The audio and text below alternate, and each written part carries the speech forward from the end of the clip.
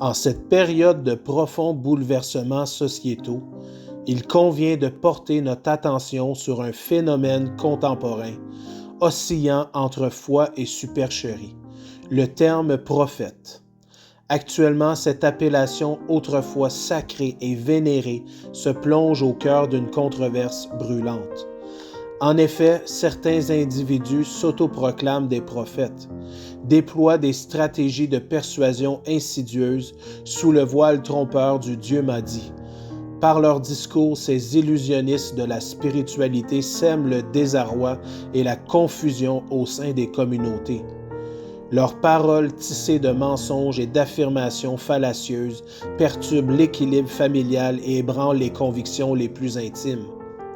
Il est crucial dans ce contexte de cultiver un esprit critique et de s'armer de discernement. Les vrais prophètes, messagers d'une transcendance divine, se distinguent par leur intégrité, leur humilité et leurs engagements désintéressés envers le bien commun. À l'opposé, ces faux prophètes se caractérisent par leur quête de reconnaissance et leur manipulation émotionnelle. Nous devons en tant que société demeurer vigilants face à ces imposteurs de la foi. Leurs paroles enrobées de séduction peuvent permettre d'égarer les âmes en quête de sens. Il est de notre devoir de préserver l'intégrité de nos croyances et de protéger les plus vulnérables de ces prédicateurs de l'illusion. Ces charlatans armés de leurs verbes trompeurs n'hésitent pas à délester les fidèles de leurs biens matériels, exploitant leur foi pour remplir leur coffre de richesses terrestres. La question se pose alors avec une gravité pesante.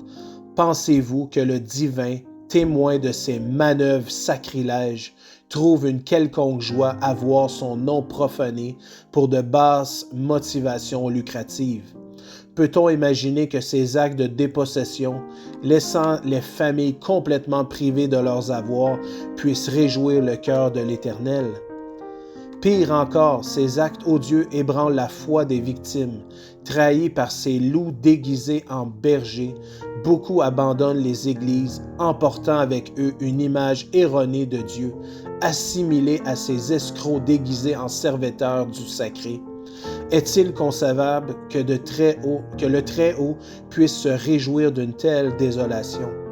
La question brûlante se pose, le ciel restera-t-il de marbre face à ces supercheries perpétuelles?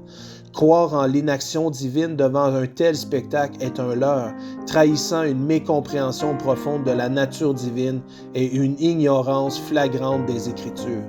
La Bible nous avertit, « Mon peuple périt par manque de connaissance ». Sommes-nous, nous aussi, en train de succomber à cette famine de la connaissance véritable sur qui est Dieu et quelle est la nature de son caractère? Je m'en remets donc à cette prière fervente. Ô Père, que chaque croyante devienne telle des Béréens, scrutant et sondant les Écritures saintes avec zèle pour démêler le vrai du faux dans les enseignements qui nous sont prodigués. Que la lumière de ta vérité guide nos pas. Amen.